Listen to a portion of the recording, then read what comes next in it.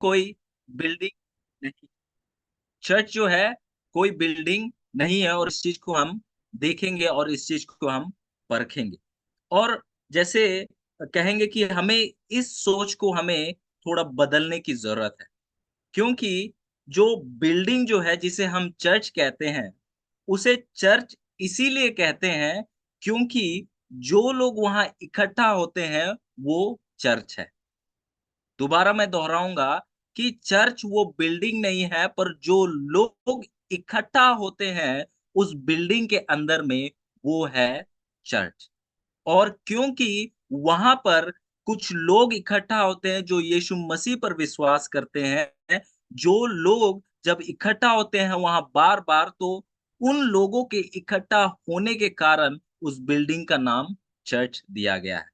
वो building church नहीं है, पर जो लोग उसमें इकट्ठा होते हैं वो चर्च है, जिसके वजह से जो बिल्डिंग का नाम क्या पड़ गया है, चर्च पड़ गया है। तो ये चीज को समझना बहुत ज्यादा जरूरी है कि जब आप चर्च शब्द सुनेंगे तो वो कोई दीवारों की जिक्र नहीं कर रहा है, पर वो वाकई में हम सबका जिक्र कर रहा है। तो इस चीज को हमें समझने की बहुत ज्यादा जरूरत है।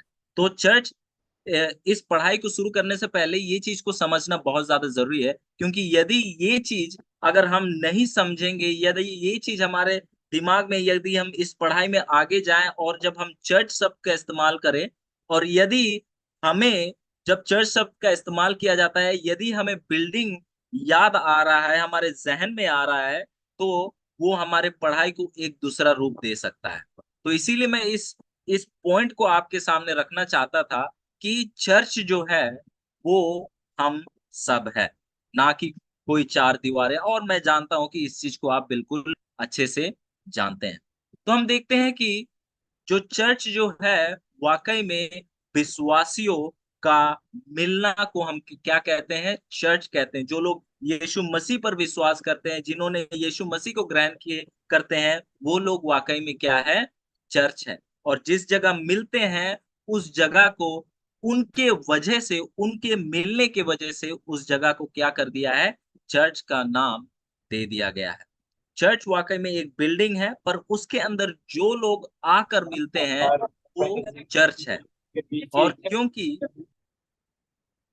क्योंकि ये लोग जो चर्च है वो उस बिल्डिंग में मिलते हैं, इन लोगों के वजह से उस बिल्डिंग का नाम चर्च आता है। तो हम देखते हैं कि यदि आप वचन से भी अगर आप देखेंगे, तो चर्च वाकई में हम सब का जिक्र करता है, ना कि कोई बिल्डिंग का। हमारा एक साथ आना वो जो है वो वाकई में चर्च है। तो हम धीरे धीरे इस बात को हम आगे देखेंगे और इस चीज को हम और गहराई से समझेंगे, क्योंकि चर्च क्या है उस चीज को अगर हम नहीं समझेंगे तो हम ये भी नहीं समझेंगे कि चर्च का मकसद क्या है। चर्च का जो है एक मकसद है। चर्च केवल उपासना के लिए नहीं है, वो एक मकसद है, पर उससे बड़ा एक और मकसद है जिसको हम आज जानने की कोशिश करेंगे, परखने की कोशिश करेंगे, जो कि बहुत ज्यादा जरूरी है। तो हम जाएंगे वचनों में और देखेंगे कि वचन क्या कहता है कि वाकई में चर्च है। जिन बातों को अभी हमने रखा कुछ समय पहले कि चर्च तो वाकई में क्या है, लोग है, विश्वासी लोग है, उन्हें चर्च कहा जाता है। पर क्या इस बात को बाइबल सपोर्ट करता है कि नहीं, इस बात को भी जानना जरूरी है। क्योंकि यदि कुछ चीज पर हम विश्वास कर रहे हैं और यदि वो बाइबल के अनुसार नहीं है, या कुछ चीज हम कह रहे हैं वो यदि बाइबल के अनुसार नहीं है, तो हमें उसे मानने की, उसे सुनने की जरूरत नहीं है। यदि वो बाइबल में है तो वो मेरे लिए है, आपके लिए है। और वो यदि बाइबल में नहीं है तो वो आपके लिए नहीं है। यदि कोई चीज आपके सामने पेश की जा रही है जो बाइबल में नहीं है, तो आप उससे जितना दूर और जितना तेजी से उससे भाग सकते हैं आप भागिए, क्योंकि ये बहुत ज्यादा जरूरी है। तो फिर दोबारा से हम कहेंगे कि जो चर्च है वो क्या है, विश्वासियों का एक साथ आना, वो क्या है, चर्च है। चर्च विश्वासी लोगों को क्या किया कहा जाता है, चर्च। चर्च क्या है, विश्वासियों लोगों का एक साथ आना, वो चर्च है। एक बात बड़ी सुंदर, जब मैं पढ़ रहा था मैंने इस सुंदर बात को, इस सुंदर बात को मैंने देखी, और ये बहुत एक आशीष आशीष का कारण रहा मेरे लिए। और इसके लिए हम चलेंगे प्रेरितों का काम, उसका 2 का 38। प्रेरितों का काम 2 का 38, वहां पर एक बहुत सुंदर बात लिखी गई है जो कि आ, उस बात का बयां करता है कि चर्च वाकई में लोग है, ना कि आ, ना कि वो बिल्डिंग। 2 का 28।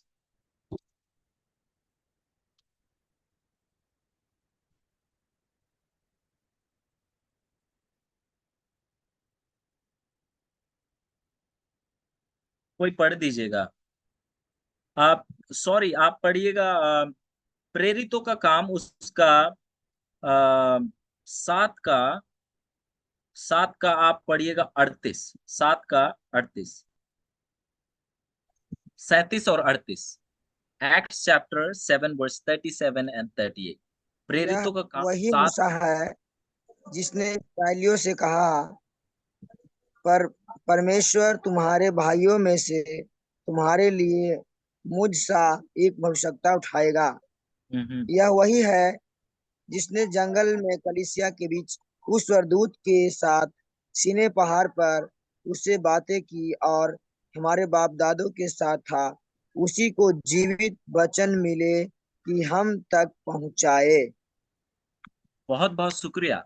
तो यहाँ पर यदि आप देखेंगे, प्रेरितों का काम 2 का 38 पे क्या कहता है? जंगल में कलीसिया, यदि अंग्रेजी शब्द में, यदि ये अंग्रेजी बाइबल में पढ़ेंगे, कहता है चर्च इन द विल्डरनेस। यहाँ चर्च का जिक्र कर रहा है, कलीसिया का जिक्र कर रहा है। अब विचार कीजिएगा, क्या कोई चर्च था जंगल में? क्या वहां कोई बिल्डिंग बनी हुई थी जंगल में? नहीं। पर वहां पर कौन लोग मौजूद थे? परमेश्वर के लोग मौजूद थे, इजरायली लोग मौजूद थे, जिसे जो है, जो जो प्रेरितों का काम के पुस्तक को लिखने वाला क्या कहता है कि चर्च कहता है, कलीसिया कहता है। तो जहां भी विश्वासी लोग इकट्ठा होते हैं, विश्वासियों का एक इकट्ठा होना, वो क्या हो जाता है? चर्च बन जाता है। पर चर्च पूरी तरीके से कैसे पूरा होता है? चर्च पूरी तरीके से कैसे पूरा होता है? और इसके लिए हम पढ़ेंगे मत्ती 18 का 20। यदि विश्वासी लोग आ रहे हैं, पर उनके बीच में यदि ये व्यक्ति अगर उपस्थित ना हो, तो वो चर्च चर्च नहीं बन सकता है। कोई पढ़िएगा मत्ती उसका 18 का 20।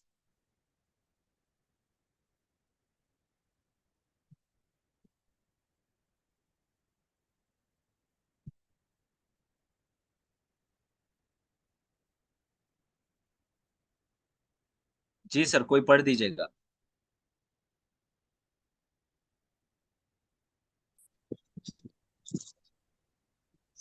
क्योंकि जहाँ दो या तीन मेरे नाम से इकट्ठा होते हैं, वहां मैं उनके बीच में होता हूँ। बहुत बहुत शुक्रिया। तो मती का पुस्तक हमें ये याद दिलाता है कि जहां 2 या 3 इकट्ठे होते हैं, जहां परमेश्वर के लोग इकट्ठे होते हैं, वो कम हो या ज्यादा हो, परमेश्वर उपस्थित होता है।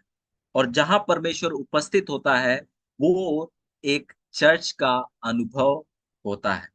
तो ये बात मैं अब तक विश्वास करता हूं कि ये बात बिल्कुल स्थापित है कि चर्च कोई बिल्डिंग नहीं है, पर चर्च विश्वासी लोग है। चर्च विश्वासी लोगों का एक साथ आना है। एक बहुत सुंदर बात एक किताब में लिखी गई है, जिसका नाम है किताब का स्वर्ग की ओर देखना, अपवर्ड लुक। इस पे इस प्रकार लिखता है कि परमेश्वर का एक कलीसिया है, परमेश्वर का एक चर्च है, और कहता है कि ये कोई एक बहुत बड़ी बिल्डिंग नहीं, ना ही कोई देश के द्वारा बनाई हुई कुछ चीज, कहता है, और ना ही कोई कोई डिनोमिनेशन, इस प्रकार लिखता है। और यहाँ आगे कहता है कि ये कौन है? लोग हैं। कहता है कि चर्च कौन है? कहता है कि ये लोग हैं, जो लोग परमेश्वर से प्रेम करते हैं और उसके आज्ञाओं को मानते हैं। फिर मत्ती 18 का 20 को जो लिखने वाला उस बात को यहाँ कर लिखता है कि जहां 2 या 3 इकट्ठे हो मेरे नाम से वहां मैं मौजूद होता हूं। तो हम देखते हैं कि चर्च जो है, कलीसिया जो है, वाकई में विश्वासी लोग हैं। जहां विश्वासी लोग मौजूद है, वो एक कलीसिया, एक चर्च बन जाता है। अब ये भी ना समझिएगा कि चर्च जहाँ बनाया गया है वहाँ हमें नहीं जाना चाहिए, तो हम कहीं भी इकट्ठे हो जाएँगे, ऐसा नहीं है।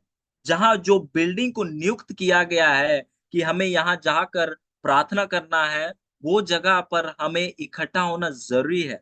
क्योंकि जैसे वो इब्रानी का पुस्तक कहता है कि हमें इकट्ठा होना नहीं छोड़ना है, पर एक विशेष जगह कहाँ जहाँ नियुक्त किया गया है, हमें वहाँ इकट्ठा होना बहुत ज़्यादा ज़रूरी है। एक बिल्डिंग केवल बिल्डिंग है, पर जब वहाँ विश्वासी लोग एक साथ आते हैं, परमेश्वर जब आता है, तो वो बिल्डिंग अब एक बिल्डिंग नहीं है, पर वो एक खास बिल्डिंग हो जाता है, जिसको नाम मिलता है वो लोगों के द्वारा, जो लोग वहाँ मिलते हैं, जिन्हें चर्च कहा जाता है। तो हम यहाँ देखते हैं कि जो विश्वासी लोग, जो लोग परमेश्वर पर विश्वास करते हैं, जिन्होंने यीशु मसीह को ग्रहण कर लिया है, उन्हें चर्च कहा जाता है। और यदि आप देखेंगे कि अगर हम अभी कुछ समय पहले जब हम पढ़ रहे थे मनुष्यता के बारे में, हम देखते हैं कि जो मकसद जो था, जो कलीसिया का बनाना, चर्च का बनाना, उसका मकसद ये था कि हमारा जो रिश्ता जो है परमेश्वर के साथ मजबूत हो। क्योंकि जो हमारे परमेश्वर जो है, जैसे हमने उत्पत्ति की किताब से देखा, उत्पत्ति 1 और 2 से, कि वहाँ लिखता है प्रभु परमेश्वर, और हम देखते हैं कि यहोवा परमेश्वर जो है उत्पत्ति 1 और 2 में हम देखते हैं कि क्या कहता है, यहोवा परमेश्वर। और जब डॉक्टर रॉनल्ड इस चीज को बहुत अच्छे तरीके से बता रहे थे कि यहोवा परमेश्वर उस चीज को दर्शाता है कि परमेश्वर जो हमारे हैं वो रिश्ता बनाने वाले परमेश्वर है, जो हमारे साथ करीब रिश्ता बनाना चाहते हैं। और जो कलीसिया जो है, जब हम एक साथ आते हैं, वो हमारा रिश्ता परमेश्वर के साथ मजबूत बनाता है, और उसके साथ-साथ हमारा आपस का रिश्ता भी क्या बनाता है? परमेश्वर मजबूत बनाने में सहायता करता है। तो जब हम विश्वासी लोग जब उस छत के नीचे आते हैं, जिसे आज के टाइम में हम चर्च कहते हैं, तो वो हम सबके विश्वास को मजबूत करता है परमेश्वर में, साथ-साथ में हम आपस का रिश्ता को भी क्या करता है? मजबूत करता है। इसीलिए चर्च का होना, कहेंगे कि उस छत का होना जहाँ सभी विश्वासी मिलते हैं, वो बहुत ज़्यादा ज़रूरी है। बहुत ज़्यादा ज़रूरी है। क्योंकि यदि आपने कुछ जगह चुना हो विश्वासी का मिलने का, आप सोचिए कि अब एक छत नहीं है, एक बिल्डिंग नहीं है जहाँ विश्वासी आकर मिलते हैं, तो यदि आपने कुछ जगह चुना हो या किसी का घर चुना हो, तो शायद कुछ लोग उस जगह पर या उस घर पर आना नहीं पसंद करेंगे, और उसका कारण उनके पास अपना-अपना होगा। पर हम देखते हैं जब एक छत को चुना जाता है, एक जगह को चुना जाता है जहाँ परमेश्वर के लोग मिलते हैं, जहाँ चर्च मिलता है, तो हम देखते हैं कि वहाँ हर एक इंसान क्या होता है, आता है। तो इसीलिए एक नियुक्त जगह परमेश्वर की उपासना के लिए बहुत ज़्यादा ज़रूरी है। तो हम देखते हैं जो चर्च, आप कहेंगे कि जो परमेश्वर के जो लोग हैं, जब इकट्ठा होते हैं उसे चर्च कहते हैं। तो जब चर्च जब आता है, तो क्या है, जब चर्च आता है एक साथ, तो हम क्या है, एक दूसरे को प्रेम करना सीखते हैं, एक दूसरे के साथ हम उठते बैठते हैं, एक दूसरे को हम एनकरेज करते हैं, बढ़ावा देते हैं कि हम परमेश्वर में बढ़े, और हम एक साथ क्या करते हैं, प्रार्थना करते हैं। यही हम देखते हैं कि जब भी हम उस छत के नीचे आते हैं, उस बिल्डिंग के नीचे आते हैं, ये हमारा अनुभव होता है। हम एक-दूसरे को अपना प्रेम दिखाते हैं। उस समय को हम लोग बहुत अच्छे तरीके से इस्तेमाल करते हैं परमेश्वर में बढ़ने के लिए। और हम देखते हैं कि जो विश्वासियों का जीवन है, ये जो कलीसिया है, ये जो चर्च है, हम देखते हैं कि ये हम जैसे पापी लोगों से भरा हुआ है। हम उत्तम नहीं है, केवल परमेश्वर उत्तम है। और हाँ, जब हम ऐसे एक साथ आते हैं, तो हमारे बीच में मनमुटाव है। हाँ, कुछ चीजें ठीक नहीं है, और कारण ये है कि हम क्या है, पापी लोग हैं। पर फिर भी हमें एक साथ आना नहीं छोड़ना है। एक साथ आना नहीं छोड़ना है, पर हमें एक साथ आते रहना है, एक दूसरे के साथ मिलते रहना है, क्योंकि जब आपका मन मुटाव होता है और जब आप नहीं बात करते हैं, जब ही रिश्ता में और दूरी आते चले जाती। और हम देखते हैं कि हर एक कलीसिया में जहां पर विश्वासी लोग मिलते हैं, कुछ ना अनबन, ऊंच नीच हमेशा रहता है। पर रोमी 8 का 28 क्या कहता है कि हर एक चीज, अच्छा हो या बुरा, कहता है कि हर एक चीज, अच्छा या बुरा, क्या है, जो लोग परमेश्वर से प्रेम करते हैं उनके भलाई के लिए काम करता है। परमेश्वर इतने सामर्थ्य हैं कि जो चीज हमारे बुराई के लिए है, उसे भी हमारे भलाई के लिए बदल देते हैं। तो जब हम एक साथ, एक कलीसिया, एक चर्च के समान जब हम आते हैं, तो हम एक दूसरे को सहायता करते हैं विश्वास में बढ़ने की। शायद आप विश्वास में मजबूत हो, पर कोई और विश्वास में मजबूत नहीं है, और आपका ये कर्तव्य बन जाता है कि आप जो है, जो विश्वास में मजबूत नहीं है, आप उसे विश्वास में बढ़ने में सहायता करें। यदि कोई भाई या बहन आपके कलीसिया में है जो वचनों को अच्छे तरीके से नहीं समझता है, ये आपका आपका काम बन जाता है, आपका रिस्पॉन्सिबिलिटी बन जाता है, आपका कर्तव्य बन जाता है कि आप उसे बाइबल सिखाएं। यही तो कलीसिया है। कलीसिया का मतलब, चर्च का मतलब, विश्वासी लोग, जो लोग पापी हैं, जो लोग पाप से भरे हुए हैं, जो लोग कमजोर हैं, पर फिर भी कमजोरी होने के बावजूद, पाप के चरित्र होते बावजूद, वो लोग एक साथ, परमेश्वर उनका सर होते हुए, वो लोग एक साथ बढ़ते जा रहे हैं। ये है कलीसिया। कलीसिया का मतलब ये है कि यदि कोई गिर रहा है, तो दूसरा जो मजबूत है वो क्या कर रहा है, उसे उठा रहा है, उसे बढ़ा रहा है, उसे जब नीचे पड़ा हुआ है उसे ऊपर आने में क्या कर रहा है, सहायता कर रहा है। तो ये है कलीसिया, कि कलीसिया में हम एक साथ पढ़ते हैं। अब अगला सवाल आता है कि कलीसिया तो क्या है, विश्वासी लोगों का एक साथ आना है। चर्च तो क्या है, विश्वासी लोग हैं। और हम देखते हैं कि ये जो विश्वासी लोग जब एक साथ इकट्ठा हो रहे हैं, तो दुनिया के बात करने के लिए नहीं आ रहे हैं, पर परमेश्वर के महिमा के लिए आ रहे हैं, और एक दूसरे को उस आगमन के लिए, यीशु मसीह के आगमन के लिए क्या कर रहे हैं, तैयार कर। पर इसके साथ एक सवाल और आता है, और वो ये है कि इस चर्च का, इस कलीसिया का, इन विश्वासी लोगों का कमान संभालने वाला कौन है, इनका सर कौन है? क्या वो पास्टर है? क्या वो चर्च लीडर है, या चर्च मेंबर? आइए इसको परखने के लिए हम लोग एक वचन पढ़ेंगे, जो कि प्रेरितों का काम उसका 4 का 11 में हम पाते हैं। कोई कृपया पढ़ दीजिएगा।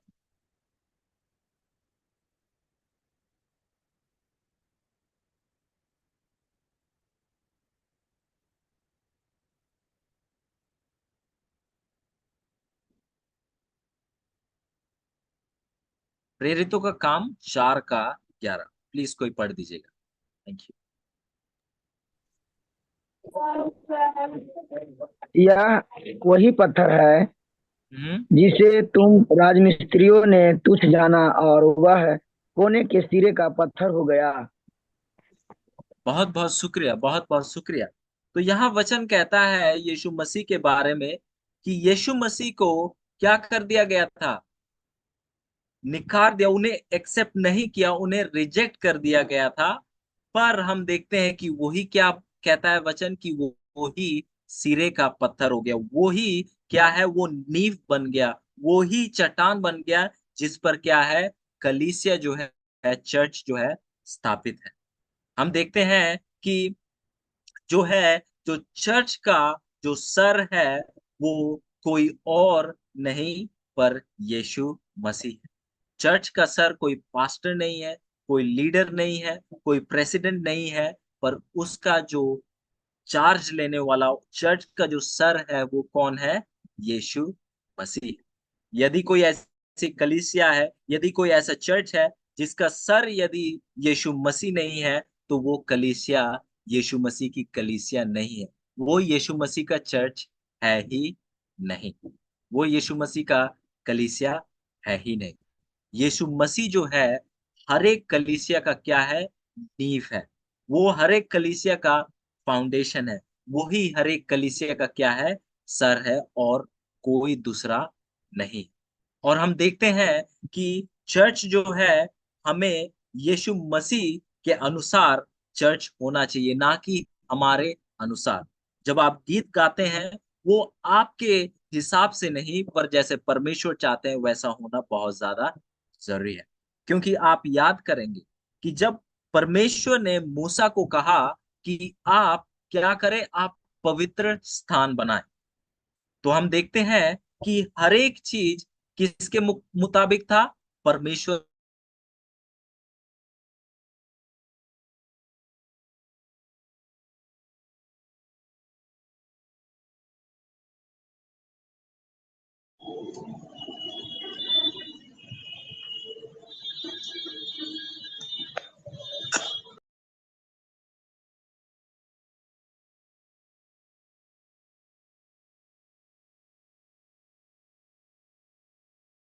कि जो जो कलीसिया जो है, उसका सर कौन है? प्रभु यीशु मसीह खुद है। कलीसिया का सर प्रभु यीशु मसीह खुद है। और यदि कोई ऐसा कलीसिया है जिसका सर प्रभु यीशु मसीह नहीं है, जिसका सर कोई मनुष्य बन गया है, तो उस कलीसिया से आप दूर भागिए। उस उन विश्वासियों से दूर भागिए, उन विश्वासियों के मिलने से आप दूर भागिए। क्योंकि जिसका सर यदि यीशु मसीह नहीं है, तो वो कलीसिया यीशु मसीह का नहीं है। और वैसा कलीसिया यीशु मसीह की ओर नहीं बढ़ रहा है, पर यीशु मसीह के विरुद्ध बढ़ रहा है। हम देखेंगे कि जो कलीसिया, जैसे हमने बात की, जैसे चर्च जो है, ये विश्वासियों का एक साथ आना है। और जब विश्वासी लोग जब एक साथ आ रहे हैं, तो उस पे जो गीत होता है, वचन पेश किया जाता है, प्रार्थना जो होता है, या जो भी चर्च सर्विस होता है, वो सब वो सब यीशु मसीह के अनुसार होने की जरूरत है। जैसे जिक्र कर रहा था मूसा और पवित्र स्थान के बनाए जाने की, कि जब परमेश्वर ने जिक्र किया था कि पवित्र स्थान बनाया जाए, तो पवित्र स्थान मूसा के अनुसार नहीं बना था, पर परमेश्वर के अनुसार बना। जो उस पवित्र स्थान में जो भी कार्यक्रम होने थे, बलि चढ़ाए जाने थे, जो साल के अंत में एक जो कार्यक्रम होना था, जो शुद्धिकरण होना था पवित्र स्थान का, हर एक चीज जो है परमेश्वर के अनुसार था। ऐसे ही हम जब विश्वासी जब मिलते हैं, एक छत के नीचे मिलते हैं, तो हर एक चीज परमेश्वर के अनुसार होना जरूरी है। यदि परमेश्वर के अनुसार नहीं है, तो आप जितना गीत गाए, जितना अच्छा उपदेश दे, परमेश्वर उस चीज को ग्रहण नहीं करेगा। यदि मूसा उस पवित्र स्थान को अपने अनुसार बनाता, यदि जो बलि चढ़ाना था, या वेदियां जलानी थी, या कहेंगे धूप जलाना था, या पवित्र स्थान को शुद्ध करना था, वो यदि मूसा अपने अनुसार करता, तो हम देखते कि उससे परमेश्वर प्रसन्नित नहीं होते। और जब भी कभी हम कुछ चीज जब एक साथ हम आते हैं, एक चर्च के समान जब हम आते हैं, और यदि हम परमेश्वर के अनुसार नहीं करते हैं, पर जैसा हमें पसंद है हम वैसा करते हैं, तो वो परमेश्वर वैसे वैसे गिरजा को, वैसे उपासना को वो ग्रहण बिल्कुल ही नहीं करते। क्योंकि चर्च का सर परमेश्वर यीशु मसीह है, और हर एक उपासना उसके अनुसार होना बहुत ज्यादा जरूरी है। तो हम देखेंगे, हमने दो चीजों को देखा कि चर्च वाकई में क्या है। चर्च वाकई में विश्वासियों का एक साथ आना जो है, चर्च है। विश्वासियों का एक साथ आना को हम चर्च कहते हैं। पर जहां विश्वासी एक साथ मिलने लग जाते हैं, क्योंकि चर्च एक जगह मिल रहा है, क्योंकि विश्वासी एक जगह मिल रहे हैं, तो वो मिलने वाला जगह का नाम अब क्या पड़ जाता है? चर्च पड़ जाता है। फिर हमने आगे देखा कि चर्च का सर कौन है। हमने देखा कि चर्च का सर यीशु मसीह है। और यदि चर्च का सर यीशु मसीह है, तो हर एक चीज जो चर्च में जब विश्वासी एक साथ आ रहे हैं, तो हर एक चीज यीशु मसीह के अनुसार होना बहुत ज्यादा जरूरी है। फिर इसके साथ हम आगे बढ़ते हैं और वचन में हम कुछ चित्रणों को देखेंगे, जहां चर्च को अलग अलग तरीके से वचन पेश करता है।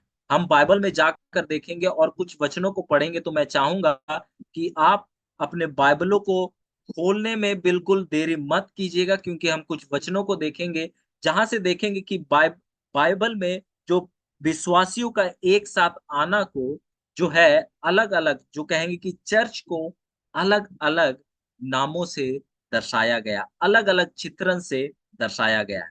तो मैं चाहूंगा सबसे पहले कोई पढ़ दीजिएगा मती, मती उसका 9 का 15, मती 9 का 15।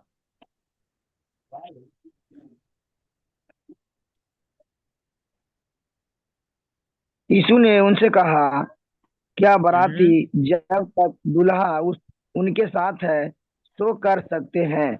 पर वे दिन आएंगे जब दूल्हा उनसे अलग किया जाएगा, उस समय वे उपवास करेंगे। बहुत बहुत शुक्रिया। फिर कोई पढ़ दीजिएगा प्रकाशित वाक्या 19 का 7। और मैं चाहूंगा कि आप वचनों को ध्यान से सुनिए, क्योंकि मैं इसके बाद आपके सामने एक सवाल रखने वाला हूं। और प्रकाशित हम वाक्य। आनंदित और मगन हों और उसकी स्तुति करें, क्योंकि मेमने का विवाह आ पहुंचा है और उसकी दुल्हन ने अपने आप को तैयार कर लिया है।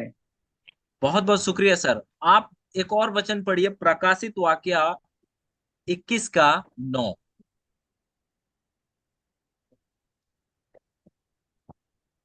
फिर जिन 7 स्वर्गदूतों के पास 7 अंतिम विपत्तियों से भरे हुए 7 कटोरे थे, उनमें से एक मेरे पास आया और मेरे साथ बातें करके कहा, इधर आ, मैं तुझे दुल्हन अर्थात मेमने की पत्नी दिखाऊंगा।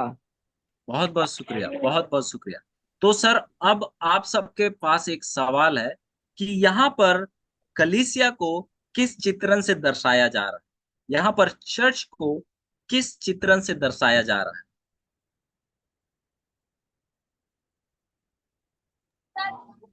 दुल्हन के रूप में। बहुत बहुत शुक्रिया, बहुत बहुत शुक्रिया। यहाँ हम देखते हैं कि चर्च को, विश्वासियों को एक दुल्हन के रूप में क्या किया जा रहा है? दर्शाया जा रहा है। और हम देखते हैं कि जो दुल्हन, जो दुल्हन होती है, जब दूल्हा आने वाला होता है, और हम जानते हैं कि हमारे दूल्हा क्या है, बहुत जल्द आ रहे हैं। और हम देखते हैं कि हम विश्वासियों को एक दुल्हन के रूप में क्या किया जा रहा है? चित्रण किया जा रहा है, दर्शाया जा रहा है। और दुल्हन क्या करती है जब दूल्हा आने वाला होता है? तो दुल्हन क्या होती है? तैयार होती है। और यदि चर्च को, यदि कलीसिया को दुल्हन के रूप में दर्शाया जा रहा है, चित्रण में दर्शाया जा रहा है, इसका मतलब क्या है?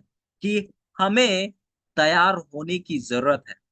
और जैसे कि हम सबको दुल्हन के रूप से दर्शाया जा रहा है, तो एक चीज हमें इससे ये पता चलता है कि हमें तैयार होने की जरूरत है, और एक दूसरे को तैयार होने में सहायता करने की जरूरत है। यदि कोई विश्वास में कमजोर है, यदि कोई हमेशा पाप की वजह से गिरता है, तो ये हमारा काम है, कर्तव्य है कि हम उसे तैयार होने में सहायता करें। ये नहीं कि अरे वो तो हमेशा ऐसा ही करता है, ये नहीं कि अरे ये तो कभी सुधरेगा नहीं।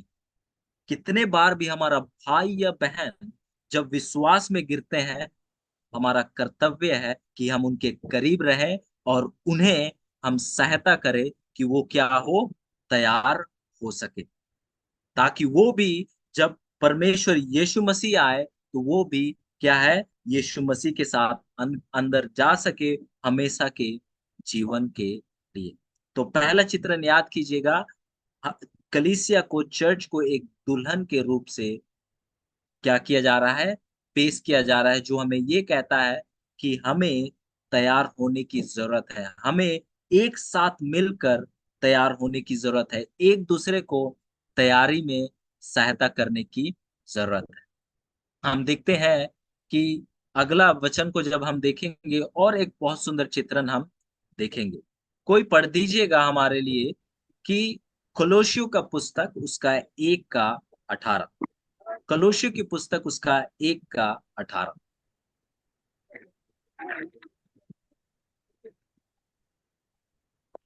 1 का 18। जी।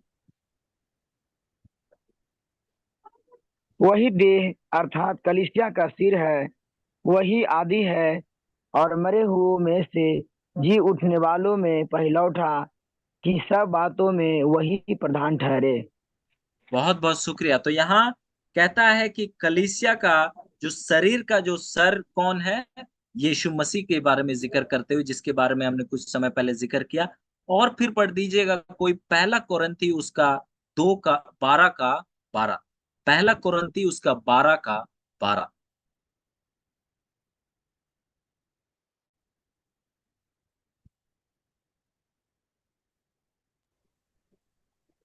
क्योंकि जिस प्रकार देह तो एक है और उसके अंग बहुत से हैं, और उस एक देह के सब अंग बहुत होने पर भी सब मिलकर एक ही देह है, उसी प्रकार मसीह भी है। बहुत बहुत शुक्रिया, बहुत बहुत शुक्रिया। तो अब हमारे पास सवाल आता है कि यहाँ पर कलीसिया को, यहाँ पर चर्च को किस चित्रण से पेश किया जा रहा है?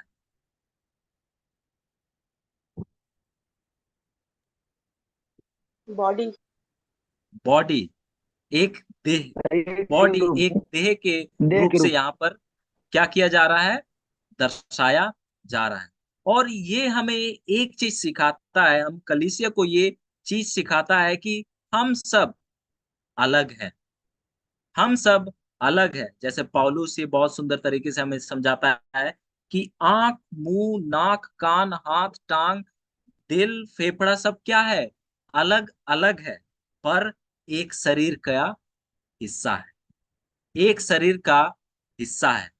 और पर ये सभी अलग अलग है, पर इन सब का मकसद क्या है, एक मनुष्य को, एक मनुष्य को जीवित रखना, एक मनुष्य को सहायता करना।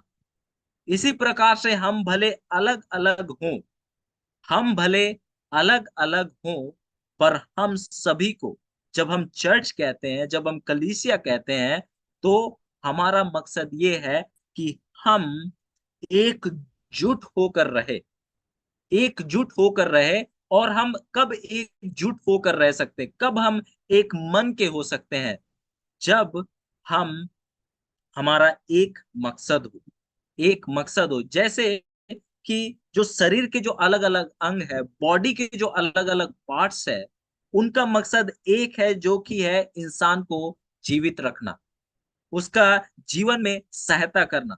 उसी प्रकार हम भले अलग अलग हों, अलग अलग जगहों से आते हो, अलग अलग परिवारों से आते हो, अलग अलग बैकग्राउंड से आते हो, पर हमारा एक मकसद होना चाहिए, और वो ये है कि हम किस प्रकार से, भले अलग अलग हो, पर हमारा एक मकसद होना चाहिए कि किस प्रकार से, जो ये कलीसिया का जो मकसद है, जो कि सुसमाचार जगह जगह तक प्रचार करना, हम किस प्रकार से एक साथ आकर कर सकते हैं।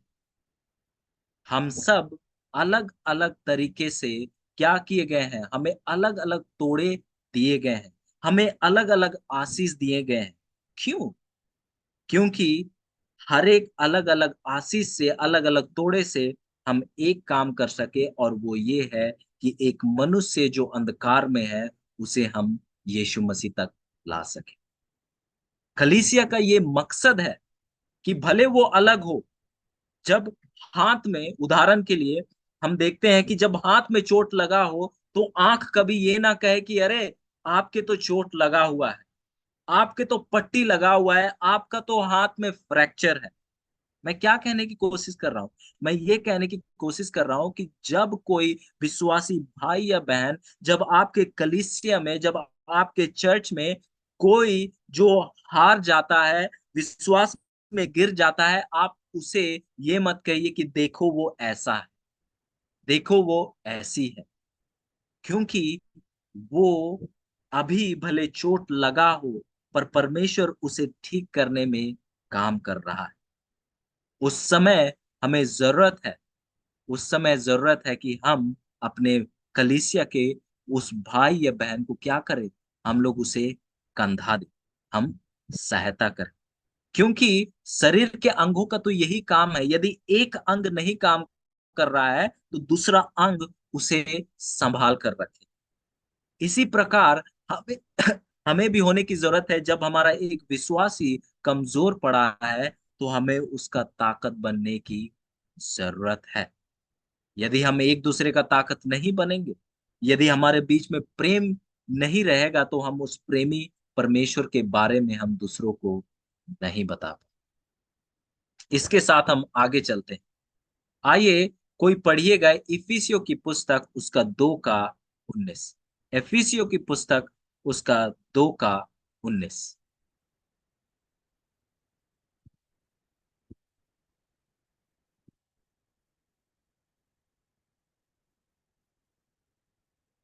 कोई भाई या बहन पढ़ दीजिएगा इफिसियों की पुस्तक उसका 2 का 19।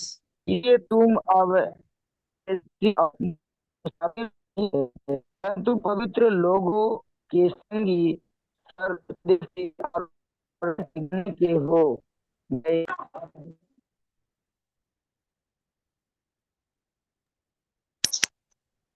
सर आवाज कट रही, हम नहीं सुन पा रहे हैं आप। इसलिए तुम अब विदेशी और मुसाफिर नहीं रहे, परंतु पवित्र लोगों के संगी, स्वदेशी और परमेश्वर के घराने के हो गए। परमेश्वर के घराने के हो गए। कोई गलातियों की पुस्तक उसका 6 का 10 पढ़िएगा।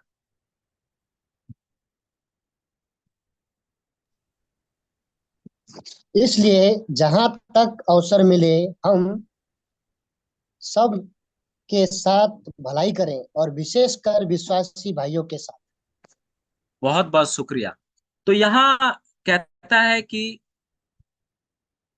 इससे पहले कि मैं इस चीज पे जिक्र करूं, मैं सवाल आपके पास रखना चाहता हूं। यहाँ किस प्रकार से चर्च को, कलीसिया को, विश्वासी लोगों को दर्शाया जा रहा है? कितना सा बोल रहे हैं सर, डिफरेंस सर, थोड़ा रिपीट कीजिएगा। जी सर। डिफरेंस बोलिए सर, जो भी पढ़े। सर समझ नहीं पा रहे हैं सर आपकी आवाज को। रेफरेंस जो बोले सर, अभी रेफरेंस बोले ना पढ़ने के लिए। जी जी जी। रेफरेंस कितना था सर, अभी बोले जी। सर आवाज बीच बीच में कट जा रहा है, आवाज कट कट जा रहा है, इसी चलते जी सर आपका रेफरेंस जो है इफिसियो 2 का 19 और गलातियों की पुस्तक 6 का 10।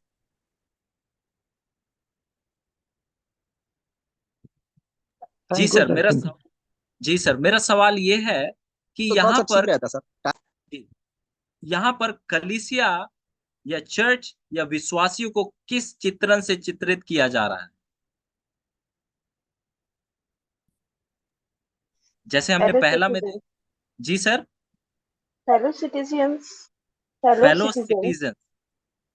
जी बिल्कुल बिल्कुल, सिटीजन्स के तौर से भी, पर हम देखेंगे और थोड़ा। अ, अब मैं मैम आपके सामने ये सवाल रखना चाहूंगा। जैसे ये भारत में, हम भारत के क्या हो गए हैं, सिटीजन हो गए, पर अगर मैम वो सिटीजन कैसे बन रहे हैं मैम? क्या से परमेश्वर के घर आने। जैसे हम देखते हैं कि, जैसे मैम ने बिल्कुल सही कहा कि सिटीजन, पर हम देखते हैं कि एक सिटीजन जो है, जो देशवासी जो है, क्या है, परिवारों से बन रहे हैं। तो यहाँ हम देखेंगे कि जैसे परमेश्वर के घराने के हो गए, मतलब हमें एक परिवार, जो चर्च जो है, कलीसिया जो है, उसे एक परिवार के रूप में यहाँ दर्शाया जा रहा है। तो हम यहाँ देखते हैं कि इससे हमें ये बहुत सुंदर संदेश मिलता है हमारे कलीसिया के लिए, चर्च के लिए, कि हमें प्रेम के साथ रहने की जरूरत है। आप देखेंगे कि एक परिवार में जितना प्रेम होता है वैसा प्रेम और कहीं और नहीं होता है। और हम इस परिवार के हिस्से कैसे बने हैं? हम यीशु मसीह के बलिदान, उसके कुर्बानी के कारण, उसके लहू के कारण हम लोग क्या है, इस परिवार के हिस्से बन गए हैं। तो मैं आपसे चाहूंगा, हमने 3 बातों को देख लिया है कि यहाँ कलीसिया को, चर्च को एक परिवार के रूप से दर्शाया गया है, शरीर के रूप से दर्शाया गया है और एक दुल्हन के रूप से दर्शाया गया है। तो अब हम देखेंगे, यदि हम उनके जवाबों को देखें, जैसे जो शरीर के रूप से कलीसिया को दर्शाया गया है, तो हम देखते हैं कि जो शरीर जो है वो हमें ये सिखाता है कलीसिया के लिए, जो शरीर के रूप से दर्शाया जाना हमें ये संदेश देता है कि हमें एक मकसद के लिए एक साथ जीने की जरूरत है। हमें एक मन होकर जीने की जरूरत है। और वो एक मकसद क्या है? जो लोग इस दुनिया में अंधकार में खोए हुए हैं, उनको बचाना, उन तक सच्चाई को, यीशु मसीह को पहुंचाना। फिर जो है हम देखते हैं एक और बहुत सुंदर चित्रण, वो है परिवार का चित्रण। परिवार का चित्रण हमारे कलीसिया को, विश्वासियों को, चर्च को ये सिखाता है कि हमें आपस में प्रेम से रहने की जरूरत है।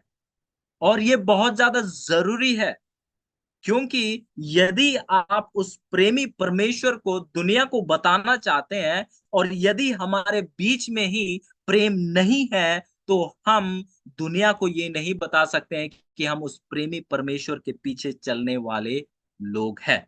मतलब जिस मकसद के लिए हम कलीसिया है, वो मकसद पूरा का पूरा क्या हो जाएगा? खत्म हो जाएगा।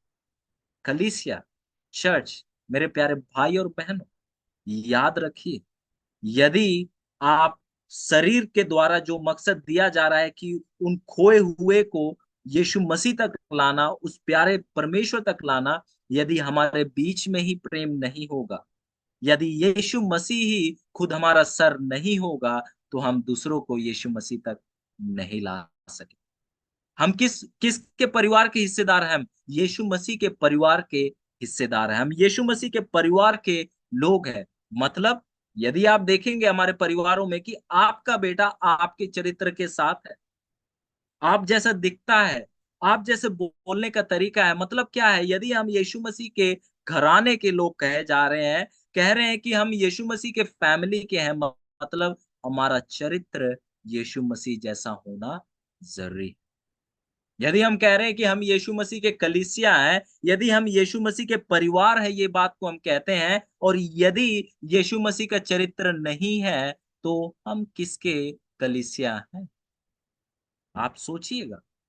यदि यीशु मसीह का चरित्र नहीं है और हम इकट्ठा हो रहे हैं, तो हम किसके कलीसिया हैं? प्रेम जो है परिवार के चित्रण से हमें दिखता है। फिर जो है अगला जो है वो है दुल्हन।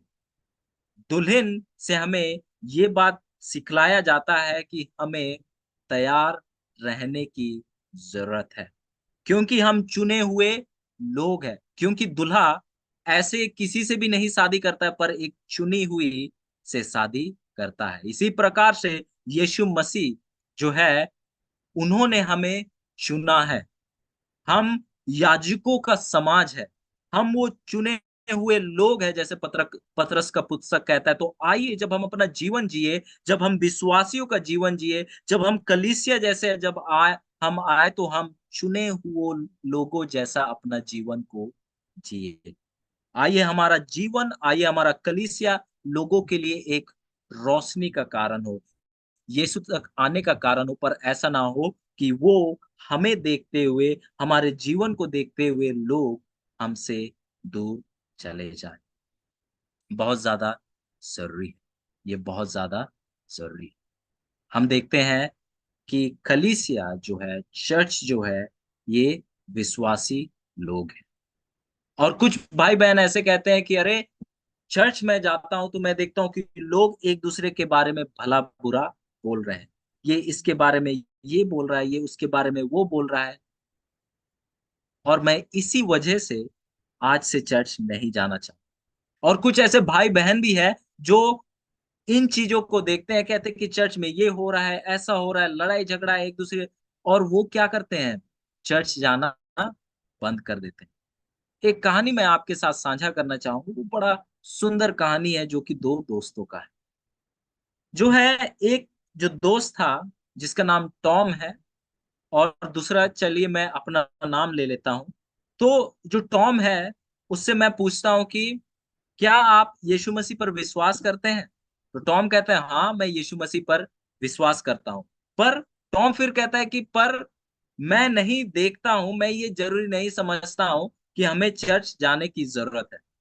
तो मैं उससे पूछता हूँ कि अरे भाई, ऐसा क्यों? आप यीशु मसीह पर विश्वास करते हैं, पर आप कहते हैं कि चर्च जाना आप जरूरी नहीं समझते हैं। तो जब मैं ऐसा पूछता हूँ तो टॉम कहता है कि क्योंकि चर्च बहुत बोरिंग है, और चर्च के लोग केवल आपसे पैसा मांगते हैं, दान दशमांश मांगते हैं।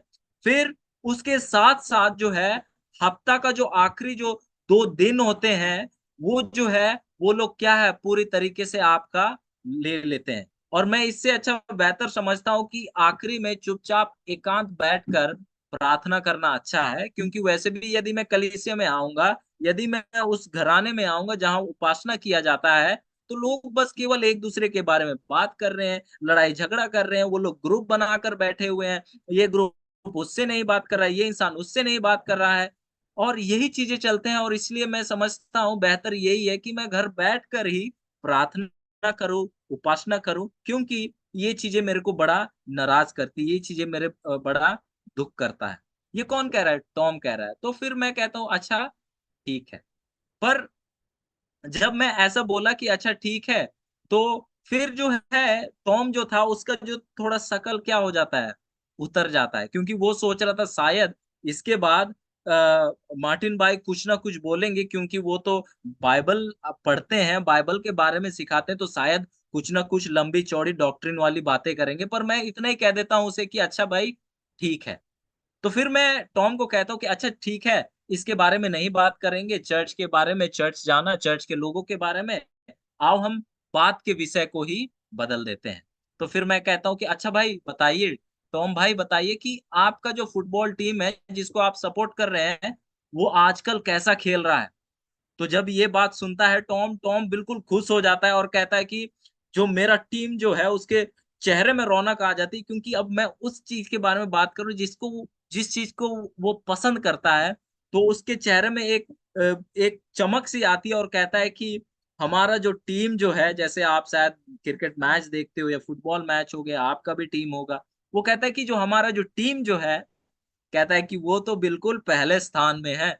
और आप भी इस चीज को अनुभव किया, यदि आप देखते हैं, स्पोर्ट्स पे रुचि रखते हैं, तो आप बिल्कुल खुश हो जाते हैं जब आपका टीम जो है पहले स्थान। वो कहता है कि मेरा टीम बिल्कुल पहले स्थान में है। और फिर मैं पूछता हूँ कि क्या हर एक गेम बिल्कुल ऐसे मजेदार होता है? क्या हर एक गेम में आपका जो टीम है जीतता रहता है? तो वो बोलता है हाँ, जीतते रहते हैं, पर अभी हाल फिलहाल में ऐसा हुआ है कि जो टीम को मैं सपोर्ट कर रहा हूँ, वो थोड़ा नीचे गिर रहा है, जो वो पॉइंट टेबल है उस पे नीचे नीचे जा रहा है, थोड़ा टीम में थोड़ा गड़बड़ी भी चल रही है। तो फिर जब मैं ये सुनता हूँ तो मैं टॉम को कहता हूँ अच्छा, तो फिर ऐसा हो रहा है तो शायद आप तो अब गेम देखना बंद कर दिए होंगे, आप तो स्टेडियम जाते नहीं होंगे मैच देखने। तो फिर टॉम कहता है कि अरे नहीं, ऐसा ऐसा नहीं है, मैं अब भी क्या है, मैच देखने जाता हूँ, अपने टीम को सपोर्ट करने जाता हूँ। क्यों? क्योंकि इस समय जब मेरा टीम हार रहा है, अभी जीत नहीं रहा है, मेरा टीम में जब अनबन चल रहा है, इस समय ही तो मेरे टीम को सबसे ज्यादा मेरी जरूरत है, मेरे सपोर्ट की जरूरत है। और मेरा टीम हारे या जीते, मैं अपनी टीम को सपोर्ट करूंगा, क्योंकि सच्चा फैन कहेंगे, सच्चा सपोर्टर तो वही है जो गिरते समय भी, बढ़ते समय भी क्या है, एक रीति से सपोर्ट करता हो। फिर जो है, मैं उससे पूछता हूँ अच्छा चलो ठीक है, ये बात तो बहुत अच्छी बात कही कि ऐसा ही हमें सपोर्ट करने की जरूरत है।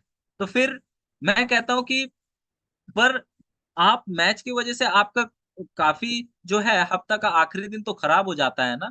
वो बोलता है कि हाँ वो तो है, पर क्या है कि ये जो है मैच बहुत ज्यादा जरूरी है, मेरा उनको सपोर्ट करना बहुत ज्यादा जरूरी है, मैं इसीलिए मैं वहां जाना चाहता हूँ। तो फिर मैं पूछता हूँ कि क्या आप वहां जब जाते हैं तो आपको फ्री में टिकट मिलता है कि आपको कुछ देना पड़ता है?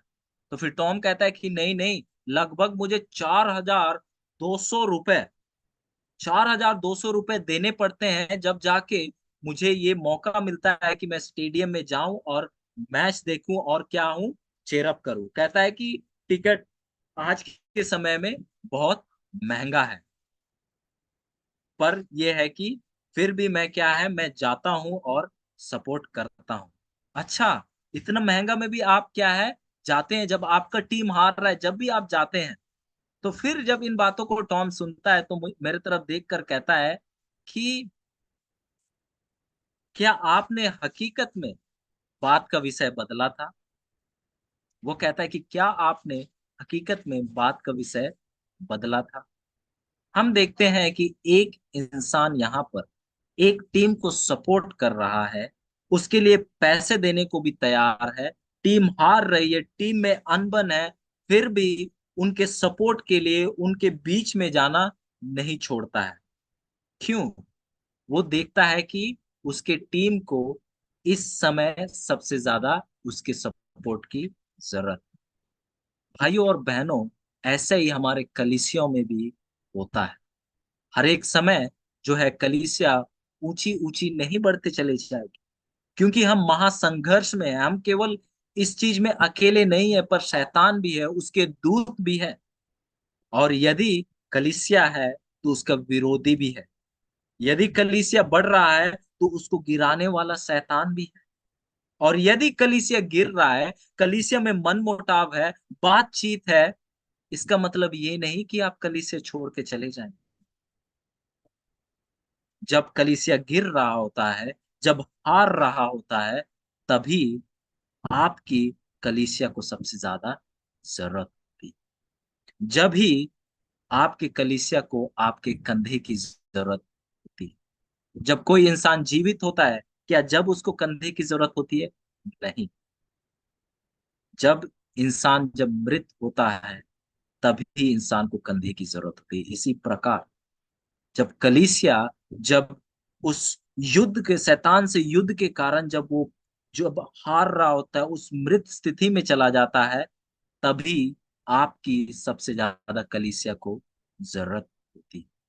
तो आपके कलीसिया में कितनी भी ऊंच नीच हो, बातचीत हो, या किसी ने भी कुछ भी कही, आप कलीसिया को छोड़कर ना जाए, क्योंकि कलीसिया को आपकी जरूरत है। कलीसिया को आपकी जरूरत है।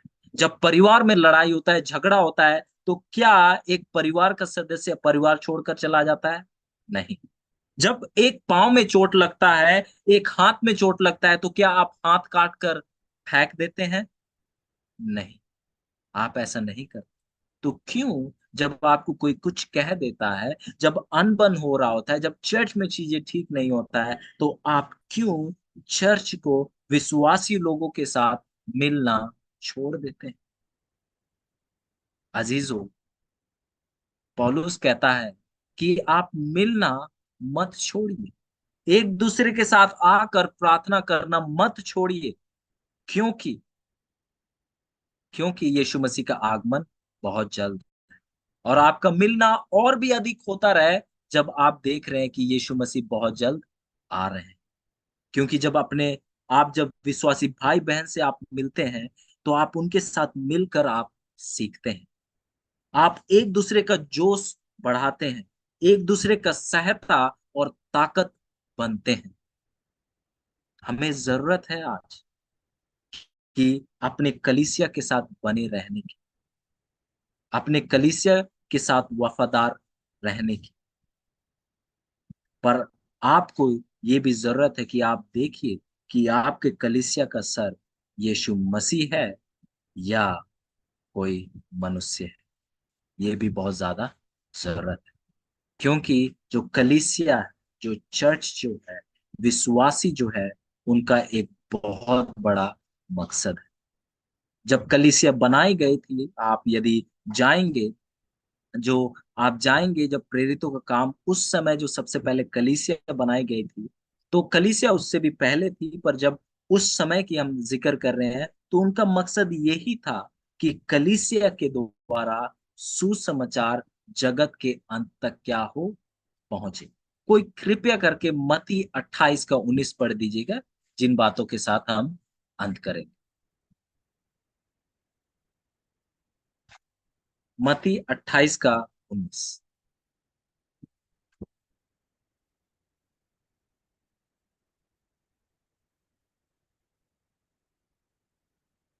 18 पढ़ना है।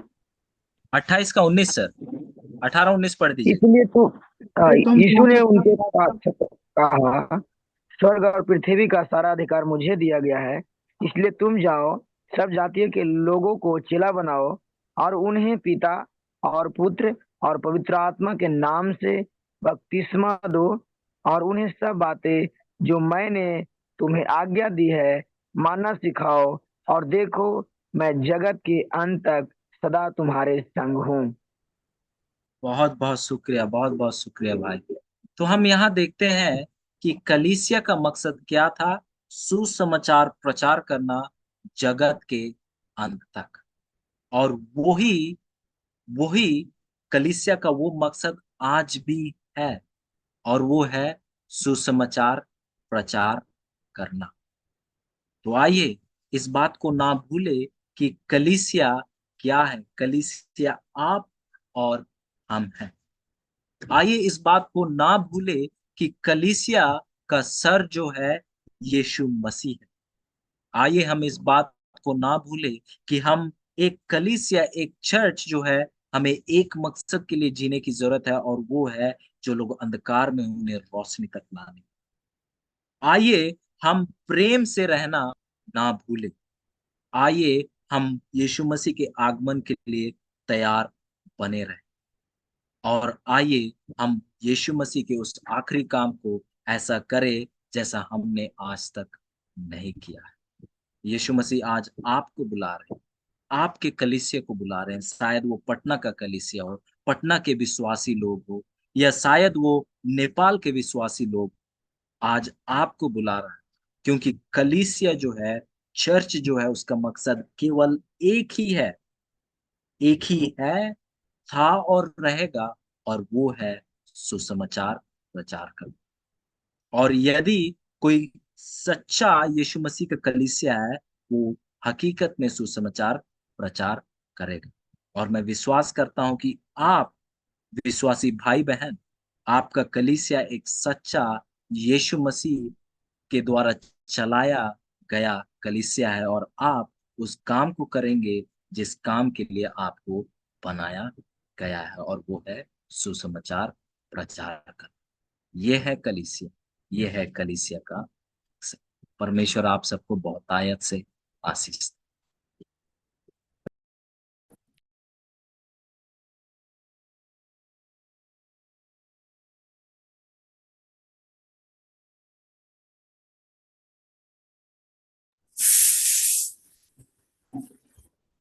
Pastor, actually pastor is not here. हमारे बीच में इजराइल सर नहीं है, वो बाहर गए हैं किसी काम के लिए, तो मैं ही लीड आउट कर रहा हूँ।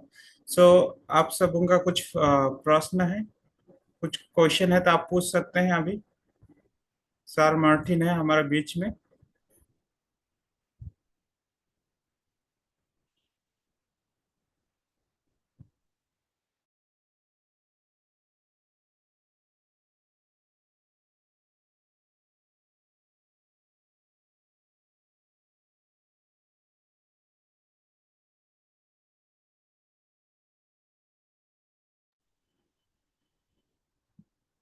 किसी के पास कुछ क्वेश्चन नहीं है?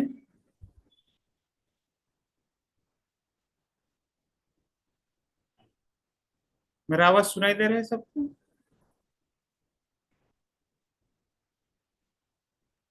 हाँ, सुनाया आ रहा है। शायद किसी के पास क्वेश्चन नहीं होगा, इसलिए वाइंड अप कर सकते हैं। ओके।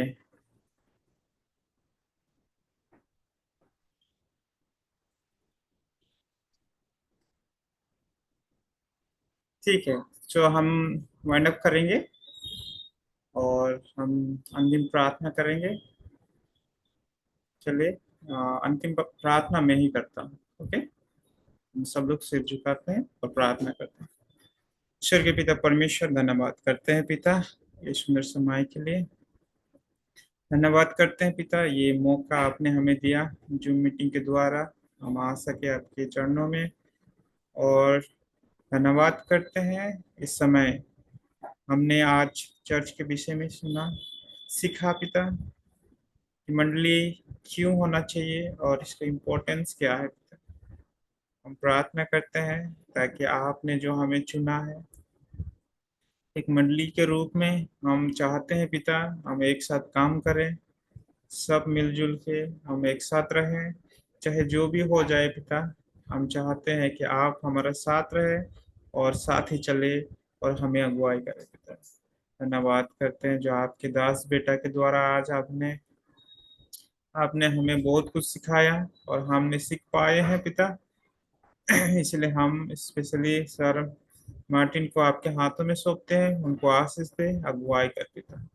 और धन्यवाद करते हैं ताकि जितने भी पास्टर और पार्टिसिपेंट हैं सबको को आपने आशीष दिया और नेटवर्क प्रॉब्लम होने से बचाया पिता, ताकि हम सब लोग एक साथ होके आपके वचन को सीख सके पिता। इसलिए हमारा जीवन प्राण आपके हाथों में सौंपते हैं और इस समय इस सभा को आपके हाथों में रखते हैं। ये प्रार्थना मिलती है यीशु मसीह के नाम से, आमीन।